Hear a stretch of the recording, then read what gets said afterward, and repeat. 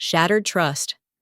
A journey through love and betrayal, breaking free, rediscovering myself after a toxic relationship, echoes of deception, healing from heartache and finding strength. My boyfriend of 4 months retaliated against me because I went out with my close friends until morning by calling me while he was having sex with his friends with benefits. Time has a tendency to curve around our feelings. Even though Brandon and I have only been dating for 4 months, the spectrum of emotions we have shared makes our time together feel both very short and shockingly lengthy. He studies architecture while I study graphic design at VL University. We are both sophomores. Due to our mutual passion for design, we initially met in a freshman seminar. From the beginning, our talks were smooth and conversational, discussing our studies and aspirations for the future. We would frequently have coffee while surrounded by class models and sketches. In those early days, our relationship felt natural and easy. We spent many nights discussing our projects and ideas, which I always found enriching. Brandon's background was quite different from mine, particularly his strong Catholic faith and conservative views, which initially I found intriguing. He was upfront about his past and his values, including his limited experience with relationships and his decision to mostly save himself for marriage. However, as we moved past the honeymoon phase of our relationship, I began to feel the weight of our differences more acutely. His traditional views, which I once admired, started to feel restrictive, especially around topics of intimacy and personal freedom. He had been very open about his conservative approach to relationships, but this openness sometimes made me uncomfortable and skeptical about how it would affect our relationship. Our first major challenge came when I committed to a group project with my friends from the graphic design program. The project, named 50 Specimen Shapes, was an ambitious plan to create three-dimensional models for various abstract shapes, combining artistic flair with scientific precision. As the deadline approached, my team decided to pull an all-nighter to finish our work. I was excited about the project and shared my plans with Brandon, hoping he would understand the commitment it required. Instead, his response was cooler than expected. He seemed uneasy, not just about the late night, but also about me being deeply involved in something outside of our relationship. His discomfort seemed to stem from his religious beliefs, which made him wary of the unpredictable nature of creative projects. His reaction left a coldness between us as I prepared for the night. There was a noticeable tension in his goodbye that evening, and even his hug felt forced. It made me wonder if our relationship, built on such different foundations, could really last. Despite this, I headed into the project night full of anticipation but also concern, not realizing that the events of the evening would test our relationship even further. The day leading up to the planned all-nighter with my friends was a typical Thursday, marked by the usual rush of classes and the added buzz of creative energy that always seems to spike as deadlines approached. I had spent most of the afternoon in the studio, putting the finishing touches on my part of the project, my mind racing with adjustments and improvements. The vibrant atmosphere was contagious, everyone throwing ideas back and forth, our workspace a testament to weeks of hard work and chaotic creativity. I checked my phone intermittently, noting the absence of any messages from Brandon. It was unusual, given that we often exchanged quick updates or words of encouragement throughout the day. Deciding to break the silence, I sent him a text, hoping to lighten his mood and possibly share some of my excitement. "Hey, busy day here, but looking forward to tonight. Wish me luck," I typed, hoping the smiley face would bring a smile to his too. The reply came just as I was gathering my things to leave the studio for a quick dinner before the evening's marathon. "Good luck. We need to talk when you have a moment," the message read, void of any emojis that might hint at his mood. The brevity and tone of his text sent a small wave of anxiety through me. It was not what I had hoped to read, especially not today. Dinner was a rushed affair at a nearby cafe, where I sat alone with a sandwich and 2 strong cups of coffee, mulling over Brandon's message. The cafe was cozy, a little nook that served as a frequent escape for me from the campus hustle. Today, however, The warmth of the cafe did little to ease the chill that had settled inside me. Returning to my apartment briefly, I found Brandon waiting for me. His figure slouched against the doorway of our small shared living room, an unmistakable tension in his posture. As I stepped inside, the look on his face was serious, more somber than I had seen in days. "Hey, you're home early," I said, trying to sound cheerful. Brandon just nodded, his eyes following me as I dropped my bag and took off my coat. "We need to talk about this project night of yours," he began, his voice steady but with an edge that immediately put me on guard. "I don't understand why you need to spend a whole night working on this with your friends. Doesn't seem like it's just about the project." His words stung, more so because they echoed a deeper distrust that seemed to have been growing between us. "It's just a project, Brandon. It's important for my course, and you know how these things go. We all push at the end to get everything perfect," I replied, trying to keep my voice even. Brandon crossed his arms, his brow furrowing slightly. "It's always about the project, isn't it? Or something else. I feel like you're slipping away, doing all these things without me, and tonight it just feels like you don't want me around." I sighed, feeling the weight of his words and the widening gap they represented. "This isn't about not wanting you around, Brandon. This is about me needing to do this for my degree, for me. I thought you understood that." He looked away, the lines of his face hardening. "I do. It's just hard sometimes. I miss how it used to be with us." There was a sadness in his voice that pulled at me, a reminder of simpler times when our biggest concerns revolved around which movie to watch or what dessert to share on a Saturday night. Now, standing in the dim light of our living room, those days felt like distant echoes, overshadowed by the growing complexities of our relationship. "I miss that too," I admitted softly, the distance between us feeling more profound in the silence that followed. Dinner ended with an uneasy truce, the issue temporarily set aside, but the tension lingering like a stubborn fog. As I grabbed my things to head out, Brandon's voice stopped me at the door. "Be safe, okay?" he said, a trace of the old warmth in his voice that made my heart ache for what we were struggling to hold on to. "I will, I promise," I responded, offering him a small, hopeful smile before stepping out into the cool evening air. The night's possibilities stretched out before me like the sprawling campus pathways, the excitement for the project still there, but now tinged with a poignant mixture of concern and longing for the relationship I was still learning to navigate. The night of the project was set to be intense, a blend of creativity and chaos as we worked against the clock.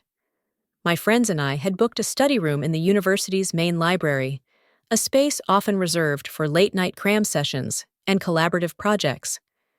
As I arrived around 8 p.m., the familiar sense of excitement and nervous energy filled the air, palpable among the scattered laptops, strewn papers, and 3D materials that covered the tables.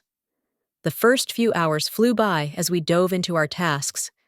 Anna, a meticulous planner, coordinated our efforts, ensuring everyone stayed on track with their assigned elements.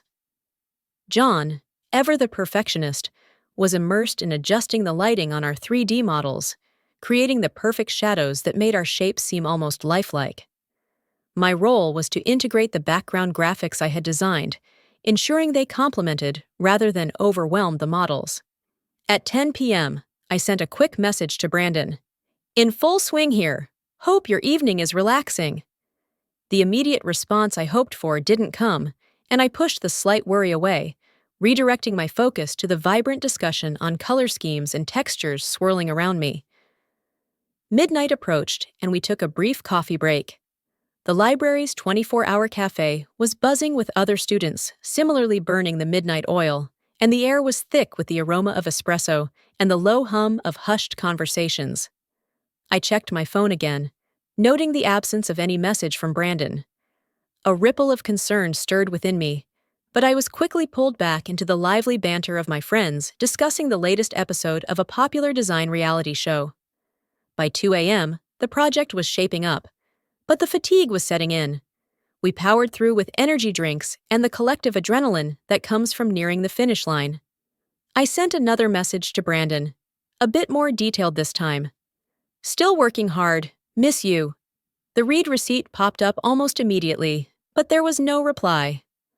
The silence gnawed at me, making the coffee seem a bit more bitter. As 4 a.m. rolled around, we were in the final stretch, adding the last touches to our project. The room was quieter now, the earlier excitement giving way to focused concentration and the occasional yawn. I sent one last update to Brandon, half hoping he'd respond with words of encouragement, or at least acknowledge my efforts. Almost done here. Can't wait for you to see the final product. Love you. The lack of response this time felt heavier, more loaded. I stared at the screen for a moment longer than necessary, the glow highlighting the worry lines that had formed between my brows. Finally, around 5 a.m., we wrapped up our project. A visually stunning presentation of geometric and organic shapes stood as a testament to our hard work and collaborative spirit. There was a collective sigh of relief mixed with pride as we packed up our things. Despite the successful conclusion, my heart wasn't fully in the celebration. The unanswered messages from Brandon cast a shadow over my mood. I arrived home just as the sun was beginning to rise, painting the sky in hues of orange and pink. The apartment was silent, Brandon's side of the bed untouched, indicating he hadn't slept. On the kitchen counter, I found a note from him. Went out to clear my head. We'll talk when I get back. The terse note was unlike his usual thoughtful messages, and did little to ease the knot of anxiety that had tightened in my stomach over the course of the night. The words, so stark and devoid of his usual warmth, felt like a cold draft through the room. It was not like him to leave such a terse message. Sitting at the edge of our bed, I felt the weight of the night's efforts on my shoulders and the heavier burden of an unresolved conflict waiting in the wings. The joy of our project's completion was tinged with a sadness that felt all too familiar lately, a reminder of how distant Brandon and I had become in such a short span of time. As I awaited his return, the excitement of the night faded into the background, overshadowed by the uncertainty of the conversation that awaited us. Brandon returned home late in the afternoon, the sound of the front door closing a signal that a confrontation was imminent. I could hear the muffled sounds of his movements as he hung up his coat and placed his keys in the dish by the entrance, each noise echoing slightly in the tense silence of our apartment. The atmosphere was charged, heavy with the anticipation of the difficult conversation that lay ahead. He found me in the living room, where I had been staring out the window at the cityscape, lost in thought and dreading his return. As he entered, his expression was unreadable, a mask that hid whatever emotions he had stewed in during his hours away. He paused at the doorway, his posture rigid, and then slowly approached where I sat. "So you were out all night for a project?" His tone was skeptical, laced with a bitterness that made me wince. The question felt like an accusation, a prelude to an argument I wasn't ready to have, but knew was unavoidable. "Yes, Brandon, it was for my final project. You know how important this is for my grade," I responded, trying to keep my voice steady despite the fatigue and emotional strain. I didn't want to be out so late either, but we had to get everything finished. It's not something I can just put off. Brandon scoffed, shaking his head as he paced a few steps before turning to face me again. "All night, though? Seems like a bit much for just a project. You could have done some of it at home, couldn't you? Why did it have to be an all-nighter?" His doubt stung, and I could feel the defensive walls building up inside me. "It wasn't just me. The whole group was there. We needed to work together to get it all done. It's not something I can control. Everyone was counting on each other." He continued to look unconvinced, his arms folded across his chest as he leaned back slightly against the wall. "It just doesn't sit right with me, you being out like that and not even a call to check in. How am I supposed to trust that?"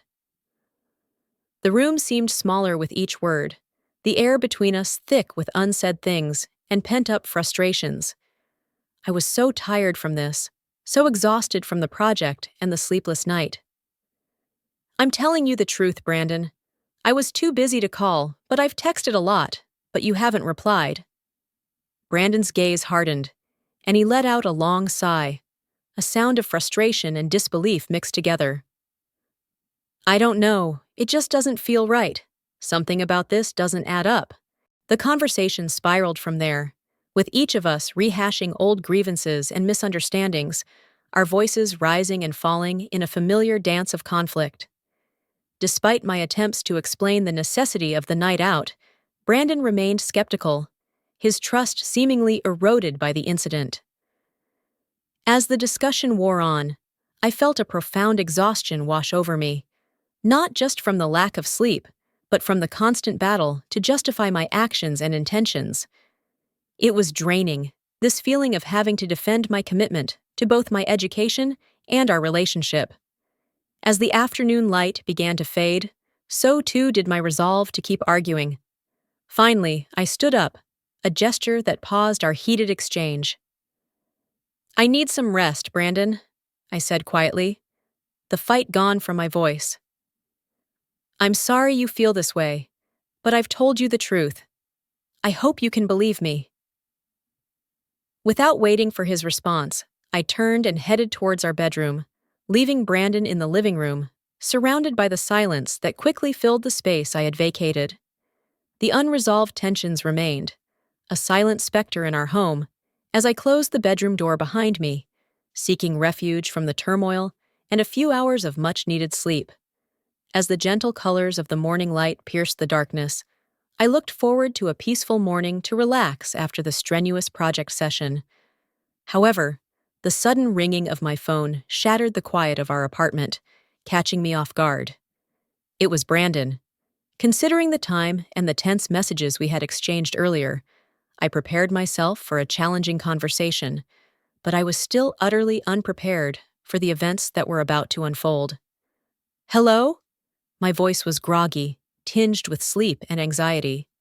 The sounds that met my ears were not words, but moans, distinct, unmistakable sounds of intimacy.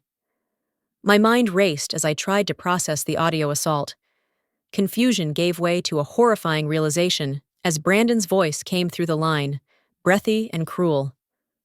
I wanted you to hear what you've been missing, he said, a hard edge to his whispered words. The background noise didn't subside. It was clear he was not alone. The shock hit me like a physical blow, knocking the air from my lungs. My hand trembled as I held the phone, my heart pounding with a mixture of anger, hurt, and disbelief. How could the man I love subject me to such a deliberate act of humiliation and spite? There was a pause, a soft shuffle. Then Brandon's voice again, colder this time. Because maybe now you'll understand how it feels to be unwanted, he said, before the line went dead. The phone slipped from my numb fingers, clattering against the hardwood floor. I stood frozen, the echo of his words reverberating in my mind, each syllable a shard of glass in my heart. The pain was sharp and deep, a betrayal that cut to the core of my being. Tears spilled over, hot and unchecked, as I sank to the floor. The room spun around me, a whirl of dark thoughts and unanswered questions. Who was the woman he was with? But more than anything, why would he choose such a devastating way to express his pain? In my shock, I called Anna immediately. She came to my apartment and rushed into the room. She was by my side, her hands gently lifting my chin to meet her worried gaze. What happened? Oh my God, are you okay? Her voice was laced with concern, her eyes searching mine for an explanation. I shook my head, the words catching in my throat. Through sobs, I recounted the phone call, each word punctuated by a fresh wave of tears. Anna listened in silence, her arm wrapping around my shoulders in a comforting embrace. This isn't just about tonight, is it? She murmured after I had finished, her voice soft but steady. There's more going on here. More pain than just this moment. She was right. The incident wasn't an isolated one, but a climax of ongoing tensions and unspoken grievances that had been building between Brandon and me. It was the breaking point of something that had been fracturing slowly, painfully over time. Anna stayed with me as dawn turned to day, offering silent support as I processed the initial shock and began to consider the implications of what had happened. The reality of the situation was harsh. Not only had Brandon violated our trust in the most intimate way, but he had also used his actions as a way to hurt me as deeply as he felt hurt. "We need to talk about this. Not just you and me, but you and him," Anna finally said, her tone firm. "This can't be brushed under the rug. It's too big, too painful." She was right. As much as I dreaded the confrontation, I knew it was necessary. The foundation of our relationship had been shaken, perhaps irrevocably, and it was clear that things could not continue as they had been. With Anna's encouragement, I found the strength to call Brandon later that day, my voice steadier than I felt, bolstered by the conviction that I deserved better than the cruelty he had shown. "Brandon, we need to talk," I started, my words clear despite the tremor of emotion that underlay them. "What you did this morning was beyond hurtful. It was destructive." There was a heavy silence on the other end before Brandon responded, his voice subdued, lacking the harshness of earlier. "I know," he admitted, and for a moment, I thought I heard a hint of regret from him. "I was angry, hurt. I had no idea how else to show it, so I did that." "Brandon, hurting me like that, making me listen while you were with someone else, that's not a way to solve anything. It's just causing more pain," I continued, my voice firm but shaking with the weight of my emotions. "I know," he repeated, his voice low. "I wasn't thinking. I just felt so disconnected from you, and I don't know what I thought. I'm sorry. Truly." His apology was a start, but the road to healing seemed long and fraught with potential setbacks. The trust between us had been deeply damaged, and I was unsure if it could ever fully be restored. After the phone call with Brandon, I retreated to the safety of our bedroom. The four walls felt like a sanctuary from the chaos and emotional turmoil that had erupted in our living room. Lying on our bed, I couldn't shake off the deep-seated sadness that clung to me, nor the images of Brandon's face twisted with accusation and mistrust. My mind spun in circles, reflecting on the spiraling decline of our relationship. It was a cycle of tension and misunderstanding that seemed to repeat itself with increasing intensity. I thought back to the early days with Brandon, when each moment together was filled with laughter and spontaneity. Those memories now seemed like echoes of a distant past, a stark contrast to our current reality, where smiles were rare and silences were loaded with unspoken grievances. It wasn't just the lack of trust or the painful confrontation that morning. It was the realization that I no longer recognized the man I had fallen in love with. He had become a stranger, one who could willingly inflict pain with such calculated indifference. As I lay there, a mix of exhaustion and despair washing over me, my phone buzzed with incoming messages. Reluctantly, I reached over to check it, finding texts from Anna and a missed call from my sister Leah. I dialed Leah back, needing the familiar comfort of her voice. "Hey, Leah," I began, my voice cracking slightly. "Hey, what's wrong?" "I could sense something was off from your text," she responded, her tone immediately shifting to one of concern. I recounted the morning's events, the call from Brandon, and the painful words exchanged. Leah listened silently, only interjecting to ask clarifying questions. When I finished, there was a heavy pause. "That's just cruel, you know. It's not like you to tolerate this kind of behavior. Not from anyone," Leah finally said, her words firm and straightforward, mirroring my own thoughts. It was a reflection of how far I had strayed from the person I used to be, someone who valued self-respect and mutual understanding above all in a relationship. "Yeah, I know. I don't even know who he is anymore," I admitted, feeling the weight of my own words. "I can't keep going like this. It's draining me, Leah." "It's not healthy. You deserve so much better," Leah replied, her voice soft yet insistent. You need to think about what you really want moving forward, not just for the sake of the relationship, but for yourself. Her words sparked something within me, a flicker of determination amidst the confusion. It was a call to reclaim the parts of myself that I had neglected in my attempts to salvage our faltering relationship. I needed to reflect on what I truly wanted, not just drift along in the current of Brandon's moods and accusations. Later that day, I met with Anna for coffee. As always, she was a grounding presence, someone who could always cut through the noise and help me see things more clearly. As I sipped my coffee, Anna laid it out plainly. Everyone sees it, you know. You're not yourself anymore. You're always tense, always worrying about how to navigate around Brandon's feelings.